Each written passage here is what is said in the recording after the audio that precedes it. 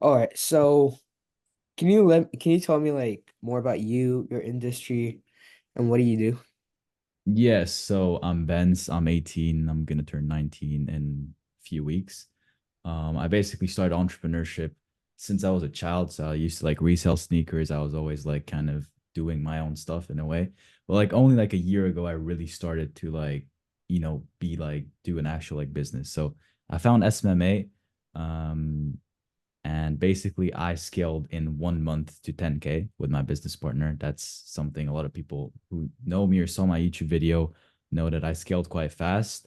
And today in this podcast, I'm kind of going to explain how I did it and how you can do it as well.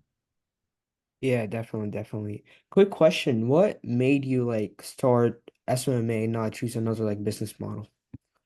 The thing is, I've talked to a lot of people before I started it, and what I've realized, I think all business models work. It's just all of them are hard. Like I think every single one, dropshipping works, SMA works. You just need to put the work in, like all of them have different struggles and different, points that are hard to get over. But I think any business model really works. I just found like SMMA would kind of suit me better because it's just easier. You don't need a lot of capital. So that's why I chose that, honestly. Yeah, yeah, definitely, 100%. So, can you tell me more about how you scaled from 0 to 10K in just 30 days? Because it's really, really Yeah. impressive.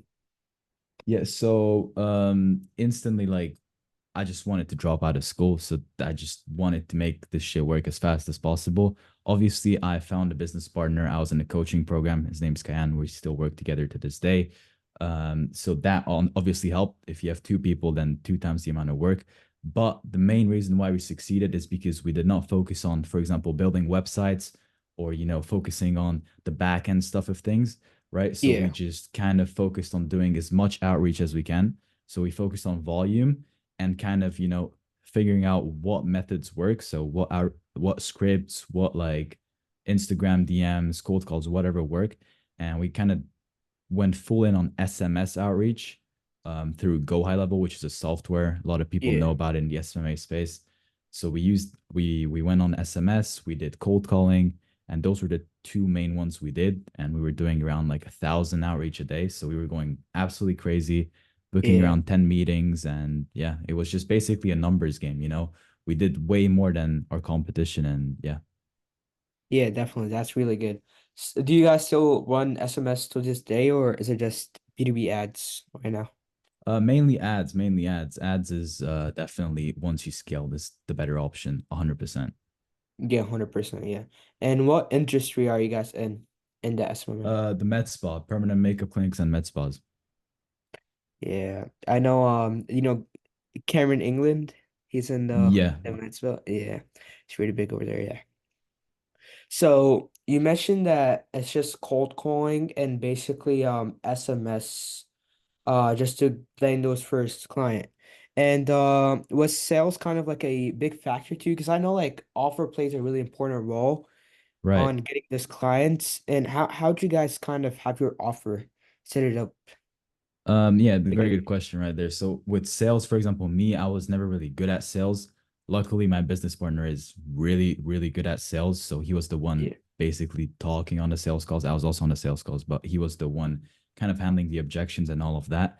The way yeah, we had our offer structured was we had three different packages, and the reason why is because we've realized over the months we've been in the space that having one package is much worse just because in their head it's like, should I buy it? Should I not? I might have to think about it. But if you have different offers, you can kind of handle the objection in a way like in their head, they're going to think, which package do I want to buy? Right. So they're yeah. automatically going to choose one and you just have to kind of convince them on which one.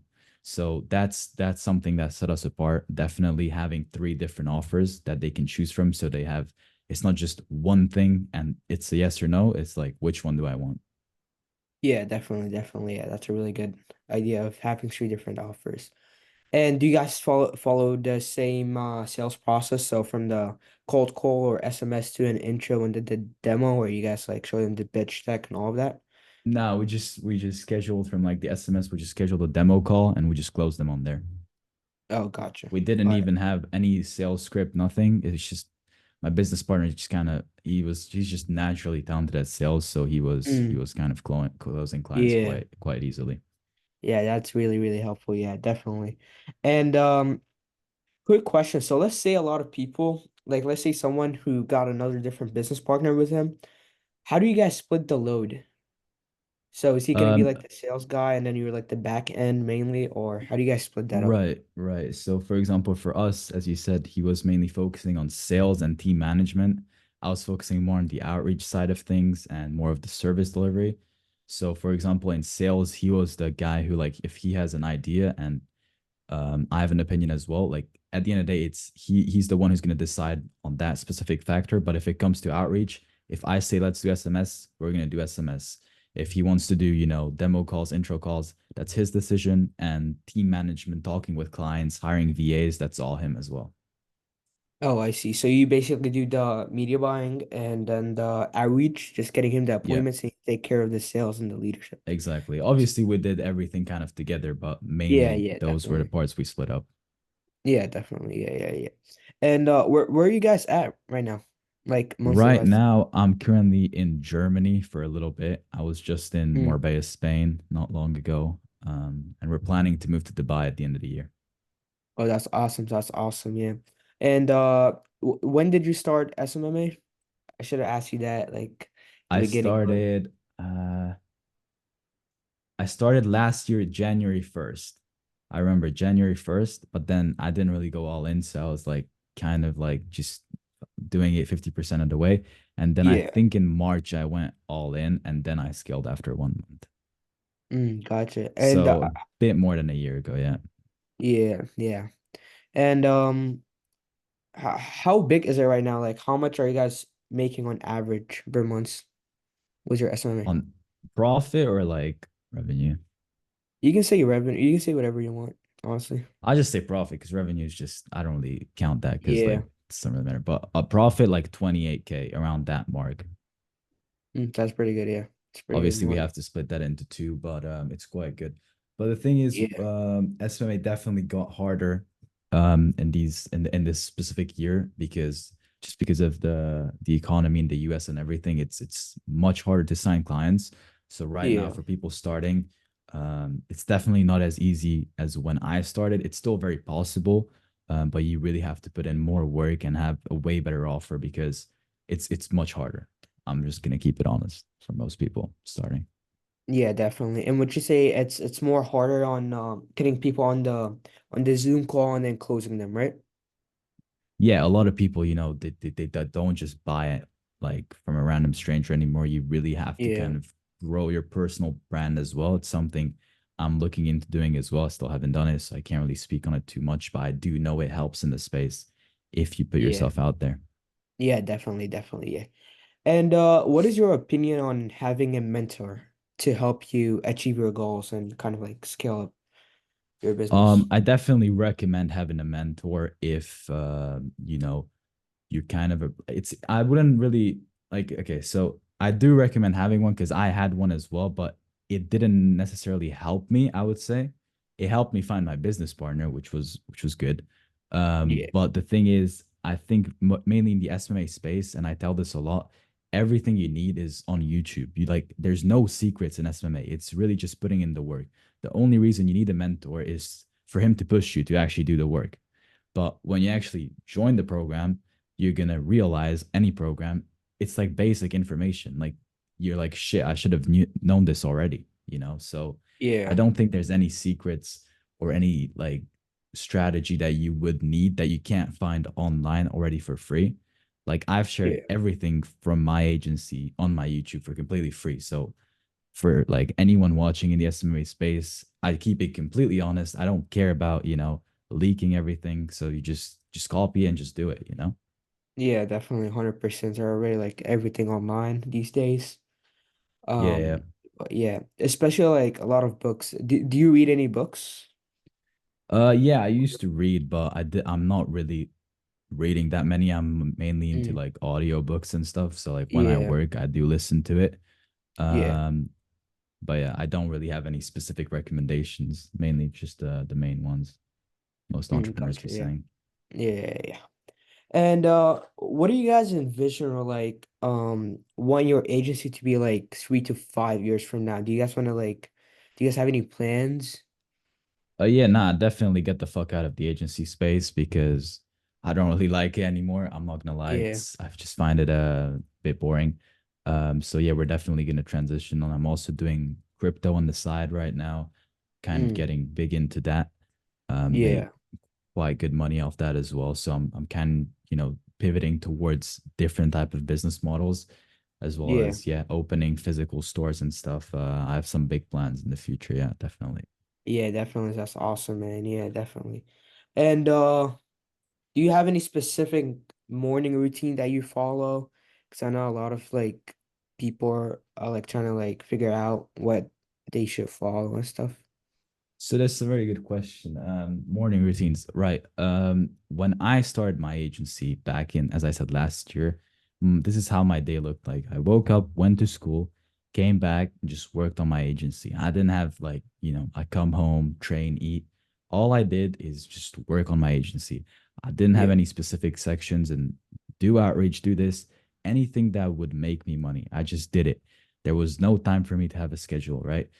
So Yeah. that's what I would recommend to most people. Don't waste your time on trying to have the perfect morning routine, trying to, have everything planned out. Just do the work, it's that simple.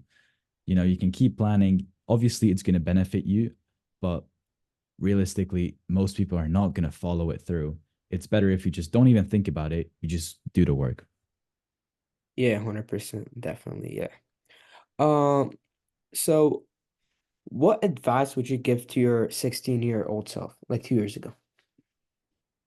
Like 16-year-old better. self 2 years ago. Probably probably spend more, network more in a way of like reinvest the money faster. But I think I Yeah. did that honestly quite fast because the first month we scaled, we went to mastermind in Bali with two Mm, other agency owners, Thomas Gannett and Arturo Duarte, which definitely helped because we met yeah. a bunch of other agency owners making 100, 200,000 K per month. So like that Yeah. definitely Pretty good. motivated us more, and we got a lot of insights on like service delivery in specific sectors. Yeah, yeah, definitely. Yeah. And regarding networking, how do you think people should like how would you say that people will be able to like network more with other people or like-minded individuals?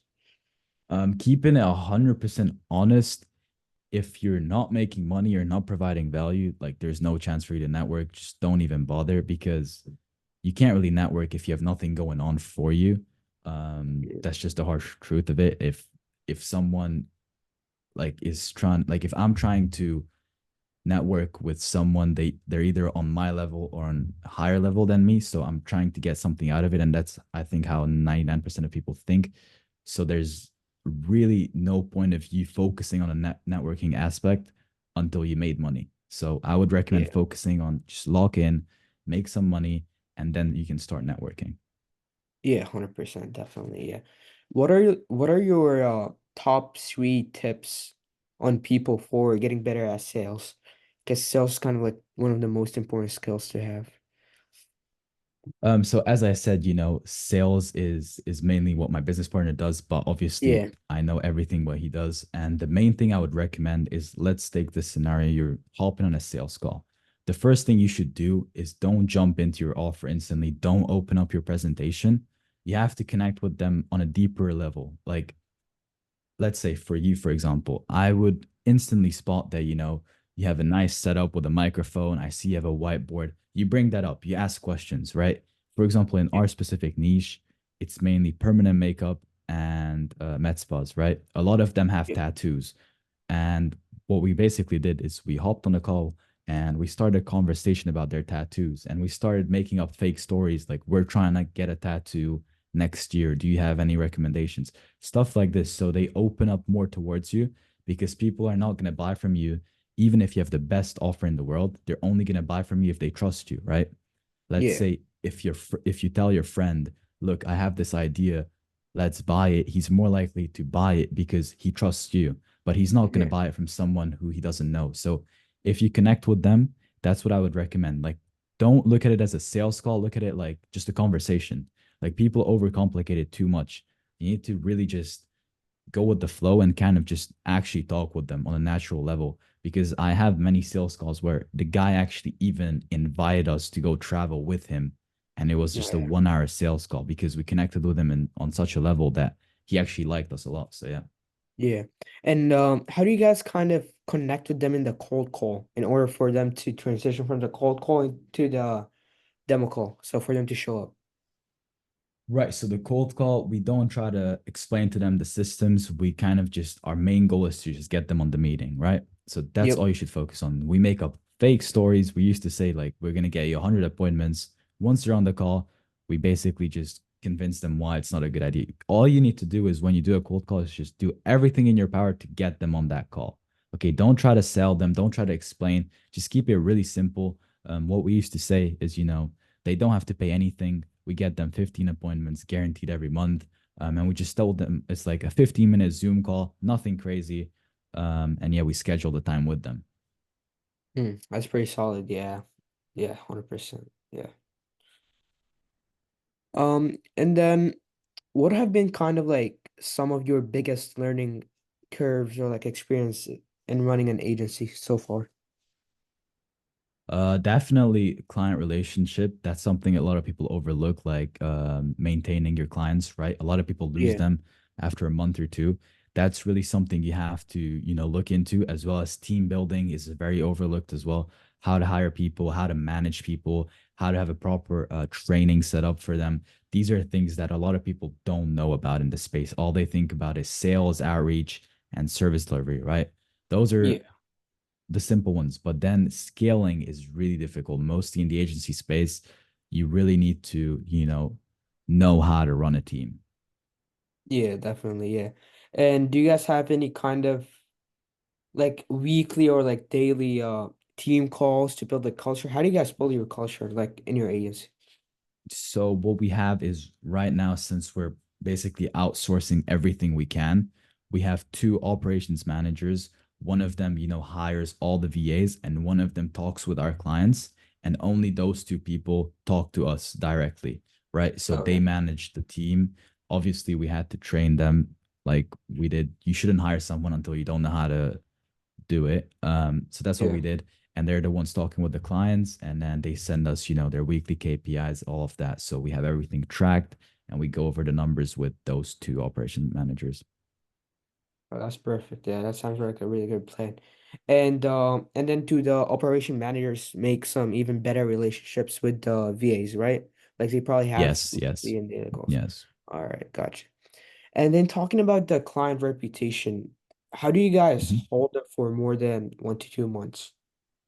Other than like results, kind of So like yeah, getting definitely talking with them, as we said, on a weekly basis is one of the main factors, just because, if you don't speak with them, they're going to feel a bit disconnected. Also, being yeah, transparent with them. So, not even if you're not getting them results and you're a new agency, just be honest with them. Okay. Like, don't try to hide it. Rather say, like, even it's better to just be like, oh, your location is not the best right now. We're trying to figure something out. Usually it works. But right now, since there's not as many women in your area, it doesn't work. You can come up with anything. Just be yeah, honest with them, be on a call with them so they also know what's going on. Because if you don't tell them what's going on and they see there's no money coming in, they're going to just leave you. Okay.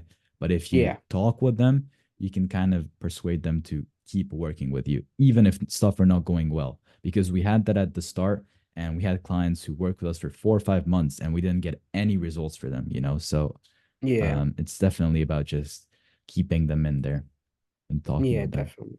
Yeah, 100%. Yeah. And earlier we kind of spoke a little bit about personal branding. Yeah. Do you guys do any personal branding in your agency, or is that something you guys are gonna start soon? Specifically, no. Only personal brand I have is on my YouTube. I stopped uploading now for a bit because, as I said, I was focusing on different stuff right now, Yeah. not only on the agency but on other business models and scaling those. But I might start, uploading soon on Instagram and kind of doing short form content as well, but not specifically for the agency, like yeah, Oh, like just most for your people like do. stuff. All right. Yeah, yeah. Gotcha. Yeah. And do you have any other like businesses for a re other than your agency?